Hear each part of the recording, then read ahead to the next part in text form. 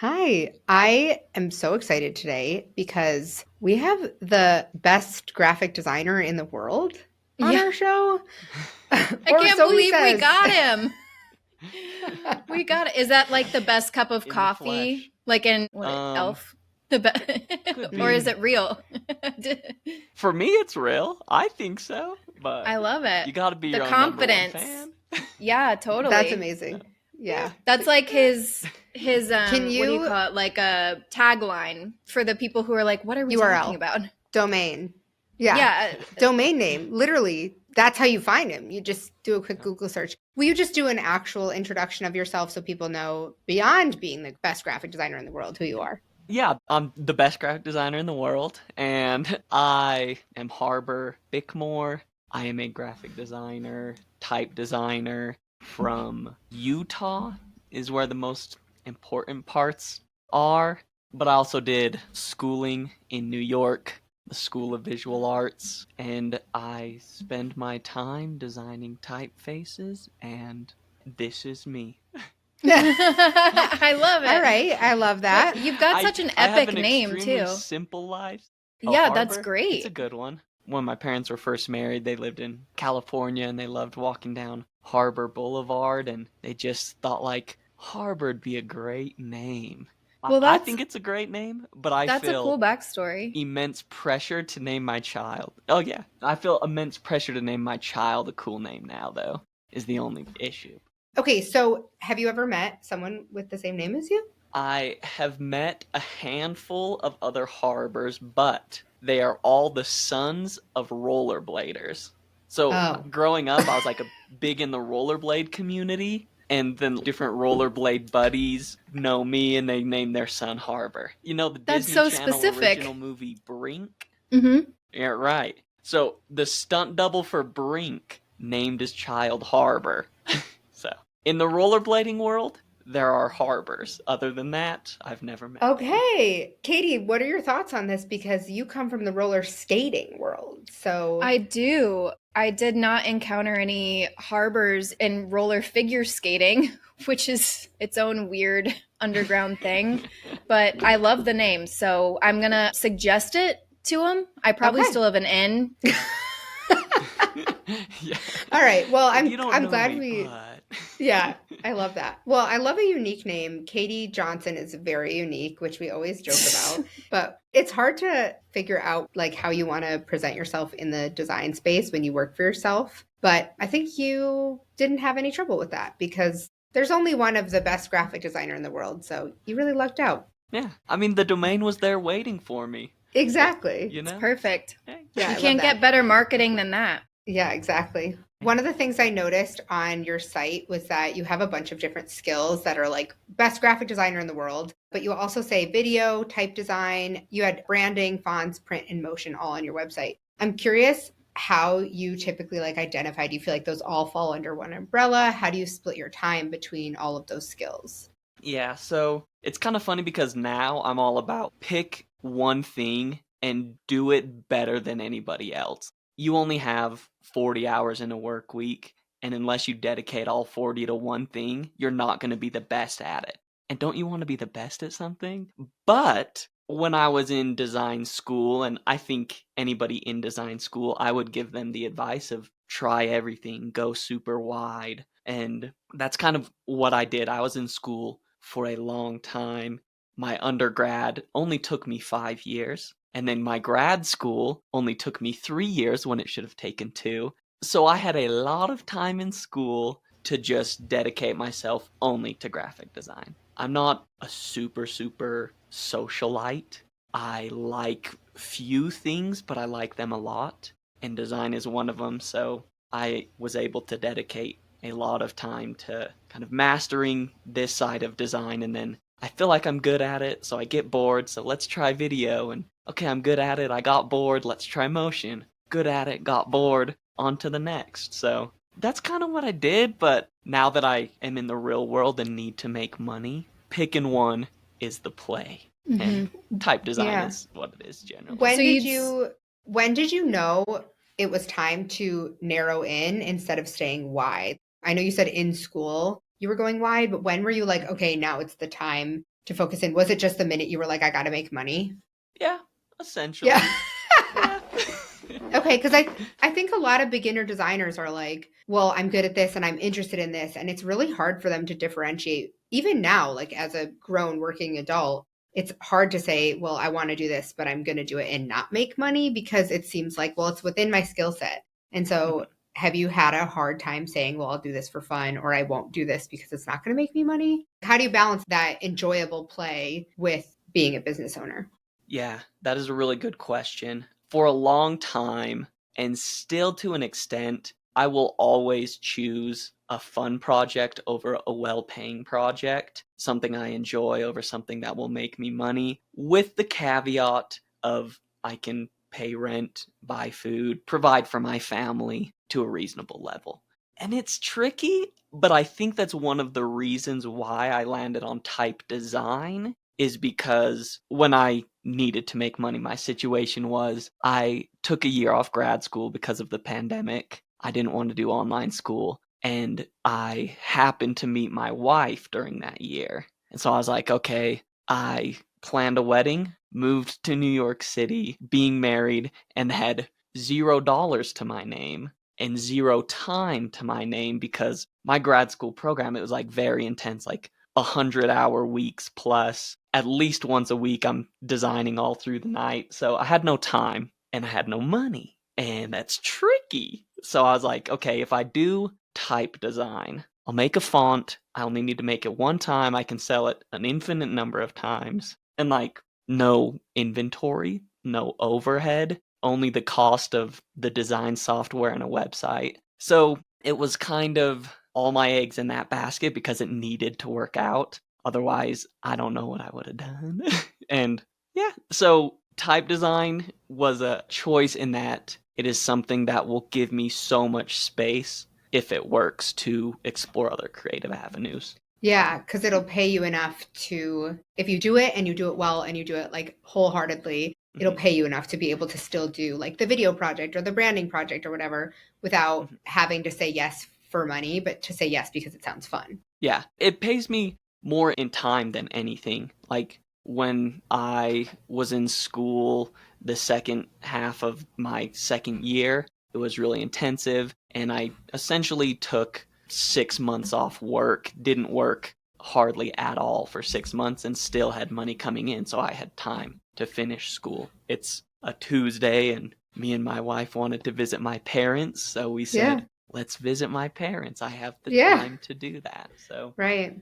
yeah, also type is cool because I can do whatever I want with the marketing of a typeface. I'll do video, I'll do 3D, I'll do motion graphics. Every new typeface is a new branding project. So I can do it dang all. Yeah. That's such a cool way to look at it, is that every new project you do is an opportunity to stretch your creative muscles in the way that you promote it. I don't think I've ever heard it expressed that way with any type of project, but like anytime Katie and I do a lot of art licensing, anytime we do a new piece, we could do exactly that. We could stretch our creative muscles and be like, oh, I think I'm going to do a video. Or like when a lot of artists complain about, or like the population in general complain about social media, they're like, I don't want to keep up with video. That's fine. You don't have to. But if you are kind of interested, then creating reels or creating content for any sort of video promotion is just an opportunity to like kind of play. I love that. And something I saw on, I think it was one of your YouTube videos, because you also have a YouTube channel. You said that in, I think 2022 or 2021, you made $5,000 a month in passive income.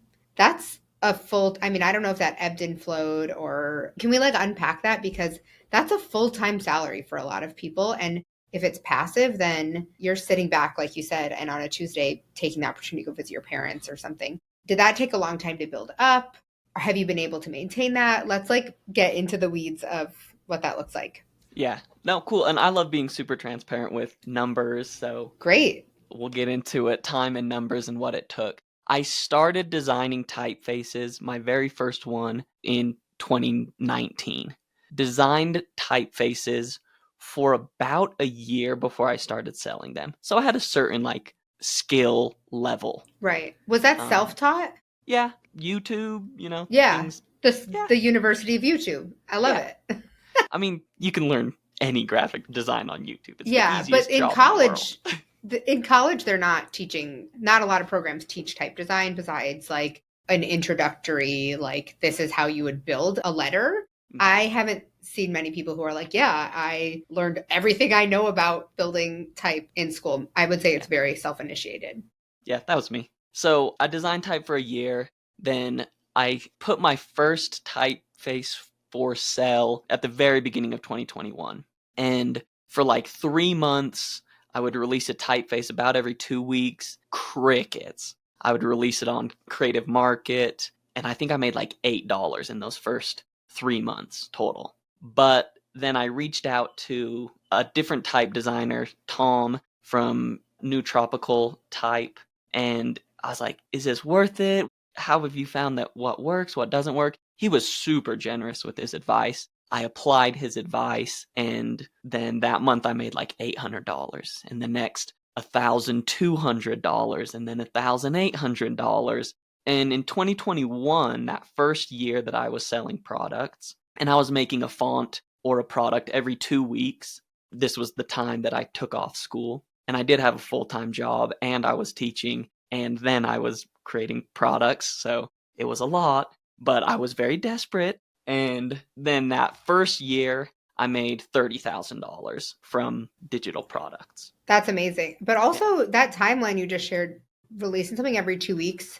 I've made like 2 fonts before, and they took me like years because I don't know what I'm doing and I'm trying to figure it out. But I'm curious if that advice that Tom shared with you, was that advice about marketing, or was it more about like what your letters and ligatures and like what's included, or was it more about how you share about it?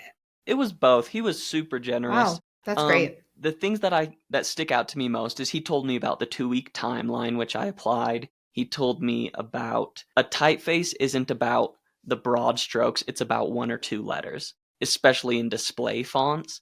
People look at one thumbnail and they say, that's a fun lowercase a, I'm buying this typeface. So that was very helpful, is think about how you can make 1 or 2 letters unique and worth buying if you're doing display fonts.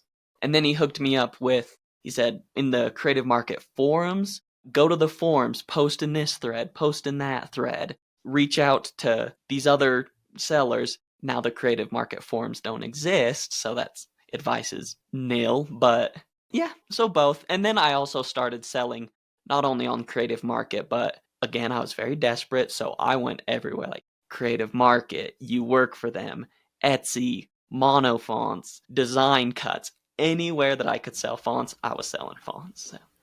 Did you burn out from selling in so many places, or was it hard to like grow one if you weren't giving it the same attention that you had originally been giving to Creative Market? Because I think a lot of people are like, well, I really want to start an online store or like a print on demand shop, but they don't know where to put it. So then they put it on every platform. They're like, I'm going to put it on Society6, and I'm going to put it on wherever, all the other places, and I'm going to put it on my own website through a print on demand, like third party app. And then they burn out because they don't give attention to any of the platforms. So did you divide your time between all the platforms, like promoting it, making sure it was showing up in searches, or did you kind of just put it up there and see which ones stuck, or, what did that look like? Another piece of advice that I got was, if your design is unique, high quality, and desirable, you don't need to do marketing. So I said, okay, I like the sound of that. Marketing, like nothing. I would upload it, and my designs were unique, they were high quality, and they were desirable. Because I would try, I'd look at the marketplace and try and gauge, like, okay, these are the trends that are happening, but there's still room for something unique. Or, oh, I can put my own unique spin on that. Yeah. Okay. So. I don't mean to get like controversial here. That's really lovely advice, but I don't know that that is true for everybody. I think that's great that it worked for you. I think there are a lot of people who have really good designs and they don't market it, so nobody finds their work.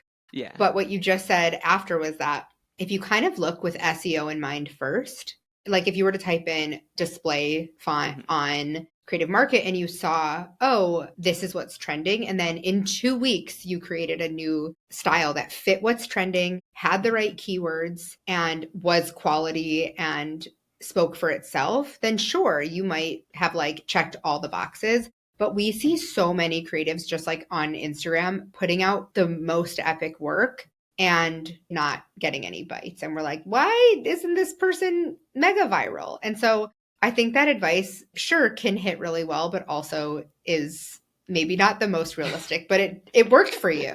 Yeah. Yeah. And Yeah. I spend no time on social media. What's like, this is my phone. I spend no time on social media. I don't worry Wait, about what it. is that? It's like a dumb phone. Oh, do you have a real, like a, now it's a broken phone. Yeah. Do you have like how do you do social media without, and how do you do the YouTube channel? On my You computer. do everything desktop. Yeah. Mm-hmm. So, wow, like, I love that. Yeah. So the place where I put my attention was I'm going to put my fonts where people looking for fonts can Yes. find them. Makes sense. So my idea was I'll create a lot of fonts, put them where people are looking for fonts specifically, will find them. I'm not going to waste time with social media because people are on social media when they're in an elevator and it's awkward. So they open So Instagram. true. Like, right. I'm not buying a font while I'm like Yeah. randomly doom scrolling. I'm buying a font when I'm Yeah. at my computer looking for a specific project. That's a really good point because like the context matters. Oh, I love that. Yeah. So that was like, and I don't like doing social media very much. So for me, I'll just put my fonts where I know people go to look for fonts. So that's Creative Market, that's Etsy, you work for them, all of those places. And I put most of my attention into optimizing for Creative Market. I tried to dissect the psyche of the Creative Market buyer and make products that they want. That way, when they're scrolling and they come across it, they're going to be like, oh, of course, this is the one. Yeah. So it sounds like when you first said it, it sounded like you just like made that stuff that you thought was good, but like you actually really had so much thought behind it that maybe didn't give yourself enough credit for a couple seconds ago. well, I But just when didn't you- market, like, Right. but I But did. you planned ahead Yeah. of time strategically for what would do well. Yeah, like when I first started designing fonts, I had to kind of get to like an ego death point of like, it's not about me. No. The fonts I want to design, nobody wants. Right. I mean, it's kind I of know what you shifted, mean. I know what but- you mean. So me as a designer, like I am 100% out of the equation. I am in service to Right. the buyer. 100%. I want to be empathetic. Like, what do you want and need? What would make your design sing? I'm going to create that font or whatever. That's great. I So- love that. Yeah, I did that for the psyche of the Creative Market buyer. But I was like, I've done 99% of the work. I'll just upload it to these other platforms and see what happens. It's interesting because different fonts perform very differently on different platforms. Like, Oh, the yeah. best-selling fonts on each platform are entirely different. So That's so interesting. Yeah. How many do you have now total? probably like 35 or 6 or something. It's a lot. Yeah. Yeah. That's a lot. Yeah. I remember That's I great. wanted to make 30 fonts while I was still 30 years old. So I did that. Hmm. And then I Good. kind of took a break of Yeah. heavy production, but probably at like 35. That makes or sense. something. It also makes so much sense that different fonts would perform on different sites because I personally don't go to Etsy for fonts, but like someone who's maybe a beginner or like, I mean, I'm traditionally trained. I went to graphic school for graphic design. So that's like just not what I think of. I also used to have my own physical product Etsy shop. So I'm looking for something like very specific on there. And the other sites you mentioned too, they're all really different. But yeah, I love the idea of just being in service to other people. That's something Katie and I talk about a lot is that Good Type was never about who started it. It's never about the people who are curating it. It's always about the artwork. And we actually last year did this program that we were like, this is the program we would have wanted. And it just did not stick. And we were like, oh, like we listened to the advice. We built the program based on the pain points we were hearing from our community, but we like didn't hit the mark because we were like, we want all the information in one. And what we didn't recognize was that like people really wanted bite-sized. That's like not, we didn't listen or we did it wrong. It's just that now we understand, oh, today people actually prefer to get this information in a different way. And so we learned so much. And I feel like we're constantly doing that as people who are self-employed. We're constantly saying, okay, how do people respond to this? What are people's pain points? And there's so much to unpack there when you're creating. And I think leading with the idea that it's not about you is the only way to move forward in business. Is like, it's not about your success story or what you're doing. It's about how people can relate to it or where it hits for other people. So I think that's a really good nugget. I want to talk about what you're doing now with your fonts because I think you have a really unique approach to licensing and you have a subscription. So are you still, I'm assuming you're still selling them on other platforms, but you're also selling them on your own site now. Yeah, so like I said, like I sell everywhere. Kind of the ideology of that type is accessibility, just extreme accessibility. So that's low prices, easy licenses, sell them everywhere. So my licensing, if you buy from my website, which is the only place I can control the license, if you buy it, it's everything. $15 per style. Use it for logo, web, broadcasting. I don't give a flip. Use it however you want, except for like software. Don't put it on Canva or whatever. So super easy to digest. Like I'm not going to sue anybody probably because they have to really work to break my licensing. Yeah, super easy. So that's on thattype.com. Just a couple months ago, Type is in a weird place. We talked about like ups and downs. The first year I did Type, $30,000 passive, all Type. The second year, I only worked for 6 months, took 6 months off entirely, made $60,000. The third year, 2023, I was again working full time and made about 40,000. So ups and downs, and things are headed in a downhill trajectory in general. As far as the piece of the pie is smaller because it's easier to design typefaces now. So there's going to be more kind of hobbyist entry level display type designs. So your piece of the pie as a type designer is smaller. But also, it's kind of post-COVID era. Globally, it's kind of in a recession, so people just aren't spending money on fonts. It's a luxury. Nobody needs a font. It's the first thing to go. Wait, I have a question. Yeah. Not to like totally send you backwards, but before you keep going, the license that people can get on your website, why would people buy it from somewhere else if they can get it on your website for less and a more expansive license? Like, that's amazing. Mm-hmm. But why are people then buying it somewhere else? Is it just like they don't realize? Yeah, just wherever. So you're not afraid that like your business from there will stop or anything? No, wherever people buy it, they buy it from. And like I said, it's like, still you still win. Yeah, as long as I'm making a living, I'm happy. Like, yeah. I mean, I don't typically shop around when I'm buying fonts. I just like assume it's the same license. So it's like kind of a little secret for people if they, if they're listening and they want to support you. And I'm assuming that, I mean, obviously if you're doing like a mega campaign for advertising, then they would probably know where to go to get that.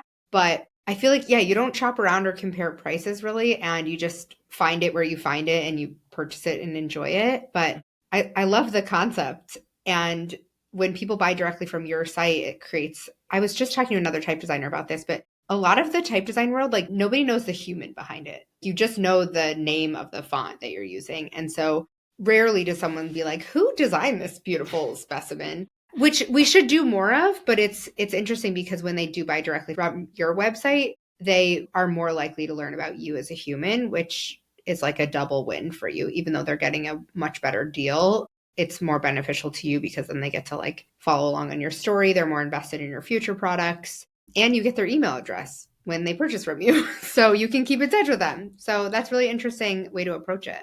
Yeah. It's a win for the customer to buy from my site because it's the cheapest. But it's also a win for me because I don't have to split commission. I get their email. When I come up with a new font, I can email them. Hey, you like that old one? Maybe you like this new one. Maybe it fits in a future project. Now you know. So for me, it's worth it financially and for the customer. That's great. What do you see for yourself in the next 2 years?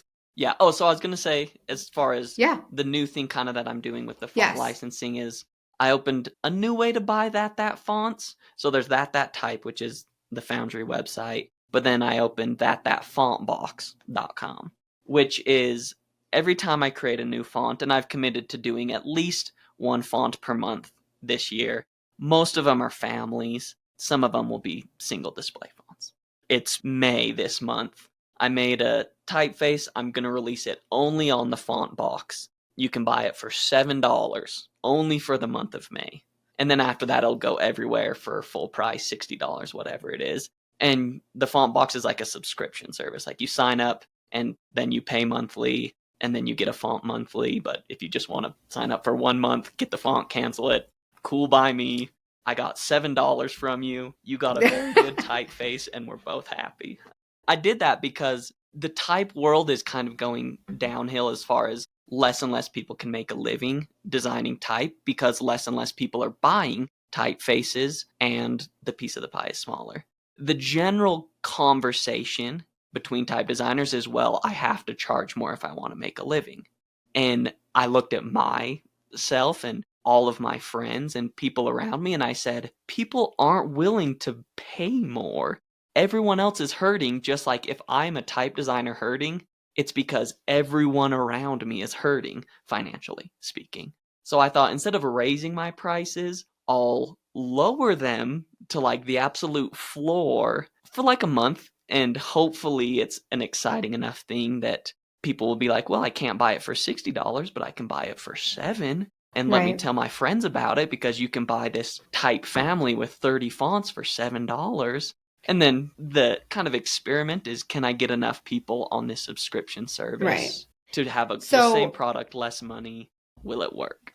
So I love that you've done this in a way that it's time sensitive. So like it's not always going to be $7 because that would be batshit crazy for the amount of work that it takes. But this like double-edged sword is that sure, if people are charging way more, but then nobody can afford way more, what happens if, I guess like devil's advocate, what happens if everyone starts charging very little, or if you're charging really little and you're competing with someone who's charging like the average price? I think this is an issue that everyone has. Like we have this discussion all the time with our pricing is like, we want to be paid and we know we can get X amount of people to purchase at this price, but we really feel like we want to price it at this price, but we'll need way more people or we'll need way fewer people. And so there's like this constant dilemma. So I'm curious, do you feel like undercharging or charging lower hurts other people? Do you feel like all type designers are trending in this direction based on the people you've talked to? Or is that kind of why you've done this really short time frame, is like for right now you can have it exclusively for this price and then it's going up so you understand the full cost of this and you know you're getting a deal? Yeah.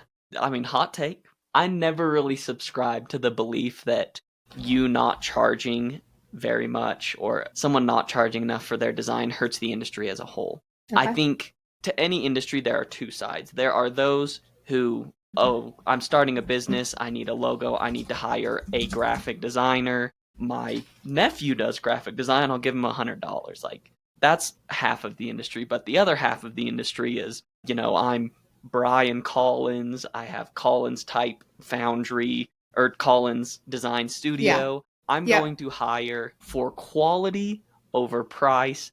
I don't care about price, you know? So I think the people who pay for quality will be entirely unaffected by price, people in kind of the lower tier pricing. Yeah. So there's something for everyone, basically. Yeah. And the way that you charge doesn't really have an impact on the way that someone else charges, especially if they're doing a different type of work, like they're being hired by an ad agency to do a global campaign. That's going to naturally be a different price. Yeah. Pricing is such a hot topic. I like hearing all the sides of it because we've internally had all of these discussions of where we should be on the spectrum. And also, we've also done projects for free. We've done projects that we feel really like we didn't get paid fairly. And at the end of the day, it always comes back to like, how do we feel about it? Mm-hmm. Not how much did we charge, but like, do we feel good about the work we did? And the like exchange, which is, it's a hot little button. Yeah. That's another thing is like the feeling of it. Is it worth it? Like for me, I love designing fonts and I'm going to design fonts no matter what. And I'm going to release them no matter what. So I might as well give people the opportunity to say, hey, you can buy them for $7 for a month exclusively. Because if I didn't do that, I wouldn't get those customers. I would release it regularly for $60 and lose out and take away the opportunity from the freelance designer in Malaysia who can't afford a $60 typeface, but can afford a $7 typeface. I still want to give that designer single designer who just doesn't have the means. I want to give them the opportunity to buy that high quality typeface if they can. I think you know your market too, and the fact that you're doing it on those sites that we talked about, those sites don't allow for a family to be $8,000. Like that's not really what Creative Market is selling. Mm-hmm. And the whole point is for it to be approachable and accessible. So that's really interesting. Katie, do you have anything you want to add to that? Who knows? I think the interesting part about this conversation is definitely like knowing your audience and allowing there to be like an audience that can afford these lower pricings versus like a completely different audience for more custom things or more high-end things. And I think we don't make that delineation enough when we're talking about pricing or when we're talking about the implications of what happens when we price high or we price low, making sure to like consider that there are separate audiences for these separate things is really important. And you might not be that like Rolls-Royce designer, you might be like the for the people kind of designer, and that's like a niche that you can own as well. Right. Mm-hmm. Yeah, that's great. I get kind of my ideology with the font box versus my regular Foundry versus this and that. I talked to my brother, who I have a twin brother, and he also is an entrepreneur, but he owns a skate shop, and he was telling me about Comme des Garçons, how they do like super low end like Vans, Comme des Garçons Vans. Everybody knows those. Or Converse, or whatever it is. Mm-hmm.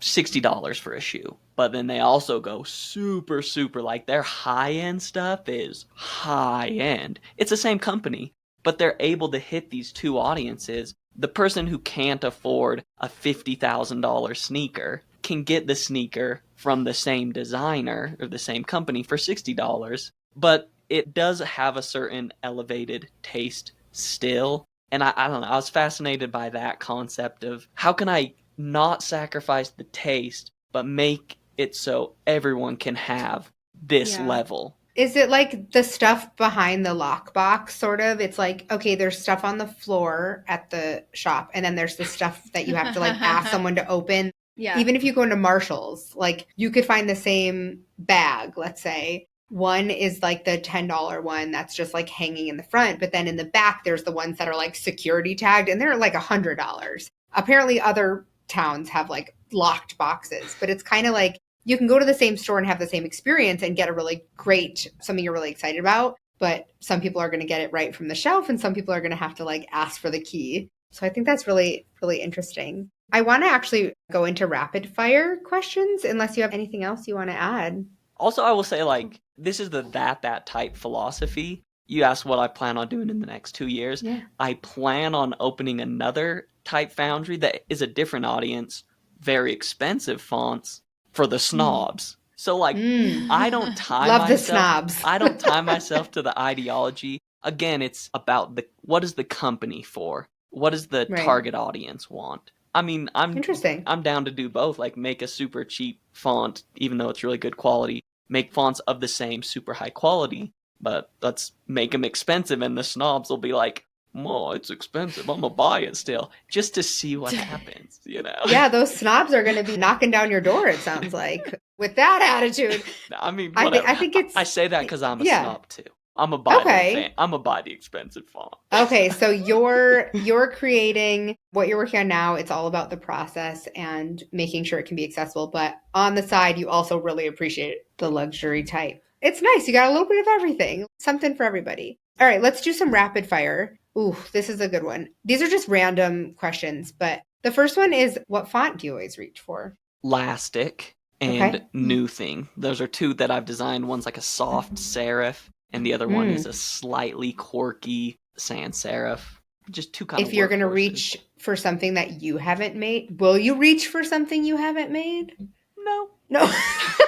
He's like, why would I? I'm the best designer in the world. Right. I've got them all at my fingertips. Okay.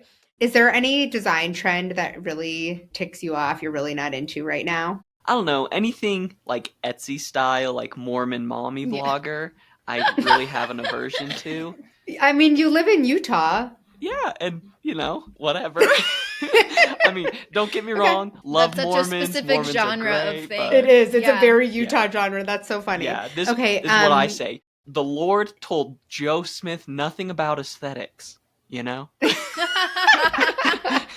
He gave Oh him my the gosh. gospel, but not the aesthetics. Okay, all right. Okay, Hot here's take another on that. here's Love it. another one. Would you rather use curls for all of your life or lose your thumb? Use curls. Oh, go for it. He Love needs it. his thumbs. I need my thumb. Yeah. I have a Yeah. very fulfilled life outside of design. It's only And one I need thumb, thumbs. though. Yeah. Only one yeah, thumb? One Yeah. thumb. Do I still That's have what like a makes it little bit trickier. of the nub that I can like? Yeah, you've got a small nub. Katie, you've really thought about this. I don't know. I'm getting into rock climbing, so it seems like a big sacrifice Oh, now. well. Yeah, you need those thumbs. Curls. Dogs don't have them, and Yeah. they can't rock climb. So Right. you mentioned one type designer that was really great, gave you some awesome advice. Do you have another designer that maybe has inspired you or that you really look up to? I love Brian Collins. I think Yeah. his work balances so well accessibility and tastefulness. It pushes the Mhm. envelope just enough to not be alienating, but move forward the industry. Super, Mhm. super smart in that. And he was my professor for a little bit at SVA. And just his Cool. attitude was like, I just Yeah. gelled with him so well. He's like, my way or the highway, but he's very, very generous. Yeah. He doesn't care about offending people. He'll say whatever he wants, very crass, but also very generous. He is quick to give credit to his team, not himself. And if there's any designer I look up to, it's Brian Collins. I also really love Stefan Sagmeister. He definitely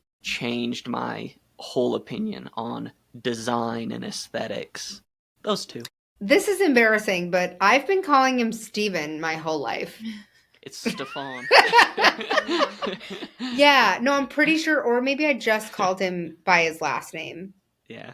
Just Whatever. Or maybe I'm just having a brain. The sag man. The The Sag Man. Sags. I will say we obviously don't know the Sag Man, but I don't know if that's obvious. But we did speak at the same conference as Brian Collins, and he was truly incredible. Like you said, very generous, incredibly thoughtful in his design approach, and constantly giving credit to his team. And it appeared that his team really, really enjoyed his company and his direction as well. He was fantastic. So I love to hear that. What are two non-design related things that you're just really interested in right now? It could be a book. It could be You mentioned anything. rock climbing. Yeah. Yeah. I'm- Okay. I'm That can be one. Yeah, I'm getting into rock climbing because it's a physical activity where I don't get hurt doing like rollerblading. The other thing I'm really into nowadays. It could also be like food related. Yeah, I was gonna say I'm getting really into cooking. Cool. My Oh, wife is great. about to give birth in a month, and I'm Whoa! super excited to take a month off work and do nothing but cook meals for her while she recovers Yes. from birth. Oh, So love that. That will be very fun. Do you obviously you would not dare to share that here, but do you have your names picked out? Because like we said, the pressure's on. Yeah, I really love the name Dove. We're having a boy. I really love the Oh, name great. Dove. Great. I love that. But I also I heard this name just yesterday from my mother. The name Jetty is really cool. So. That's a Oh, cool and name. that goes with Harbor too. Oh. So like, I like my it. son is named Heath, like the candy bar, and we have yet to meet another Heath. I think there are other Heaths. Like there definitely exist, but we have yet to meet one. And we thought when we named our daughter Zoe, we were like, it's not a very common name. Like everyone's heard of it, but you don't meet a lot of them. There are like 80 in our life. So it's very common now. I was thinking that you would say soda because you're in Utah. And Utah loves their soda pop. Soda. And I was like hoping you were going to be like, I love Like as a Swig name? or whatever it's called. Soda You're Pop. No, gonna name your not kid for his Swig. names. I'm going to name my kid Pop, Cherry Oh, Pop. you thought that was gonna be one of his like yeah, favorite I things? wanted Oh, it to okay. be. I wanted you to say soda. I'll consider it. I like soda. We don't have those like stores where you go and you can only buy soda. Yeah. Yeah. That's not a thing in New York. I would go Maybe if there soon. was. Yeah. Maybe we'll open one. Anyway, okay. Just do a quick plug. Where can people find you? Where can people get that membership? Where can people get your type, work, future updates from you? They can't find you. They can't DM you. I mean, they can, but you're not going to see it on that phone that you showed me. I mean, I check my desktop every now and again. Okay, But good. the best place to find me is thattype.com. Or if you want to get the cheap fonts before they come out, thatfontbox.com. If you do want to follow my social media, I post there very rarely, but you can sign up for my newsletter, which is a great thing for me. And it's Yeah. creative on Instagram. Great. Or the best designer Thanks for in coming the on the world. show. Yeah, this was great. Thank you so much. And we'll look out for your next release. I'm sure it's going to be great. Yeah. Thank you. Thank you. Awesome. It's fun All right. talking. All good things. Yeah, you too.